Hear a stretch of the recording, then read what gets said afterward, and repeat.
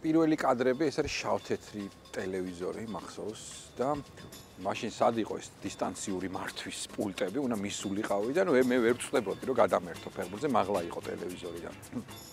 იყო თამაში მახსოვს, ვიყავი 4 წლის, 4 წელი ნახევრის იტალია, ბრაზილია და სახში დიდი გულშემატკივრობა და უამრავი მეზობელი და ყვირილი და დედა ჩემი გულშემატკივრობდა იტალიას, მამა ჩემი ბრაზილიას, არ ვიცი მე მას მე გულშემატკივრობდა იტალიას, ეს მახსოვს, არ ვიცი, დედა ჩემს აუბი მხარი თუ ბალანსისთვის. ეს მახსოვს და ეს თამაში მახსოვს და ნაკლებად განირჩეოდა შავ-თერთ ტელევიზორში ფერები, ხო, გუნდების. უფრო ბაცი იყო ბრაზილია, მახსოვს უფრო მუქი იყო. ბოლოს გავარკვევით რომ ყვითელი იყო ბრაზილია, იტალია ლურჯი. და დიდი შტაბეშტილება იყო, ძალიან დიდი შტაბეშტილება იყო. ჩვენთან იყო ეზო, უნებრივია და საღამოობით უკვე 4-5 წლიდან ყოველი თამაშის მერე ევროპის ჩემპიონატი იქნებოდა, მსოფლიო ჩემპიონატი, აი ეს აღზნება, ეს ვნება რაც იყო გადმოდებული ტელევიზორიდან, მე ჩვენ თელ თბილისს, თელ საქართველოს, თელ ეზოს ჩაქონდა იმაში, რა ქვია, ეზოში ხო და მიდიოდა თამაში. ფეხბურთის თამაში და ჩვენ ვიყავით ის ფეხბურთელები.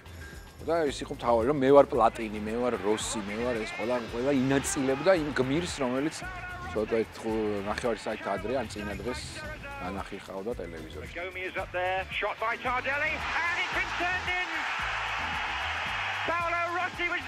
ბაჭორის მამა ჩემს უნდა რომ გამოსულიყავი ფეხბურთელი, იმიტომ არა, უნდა რომ კარგად გამომდიოდა ეს საქმე და უამრავას თქვა ფეხბურთელს ვინც ძალიან მიყვარდა ბავშვობაში და თუ ვინმეს იცნობდა მიგზავნიდა რომ მათი ხათრით მეთამაშა ფეხბურთი. მაგრამ არ გამოვიდა ეს საქმე, იმიტომ რომ გადამძალა ლიტერატურა.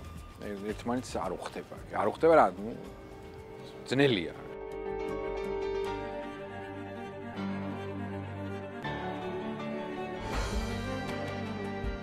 ესე იგი 82-დან რო გახდა პირველი ჩემი ფეხბურთი და 2006-მდე მივაცილე და გავხადე ჩემპიონი, ასე თქვა, ხუმრობი.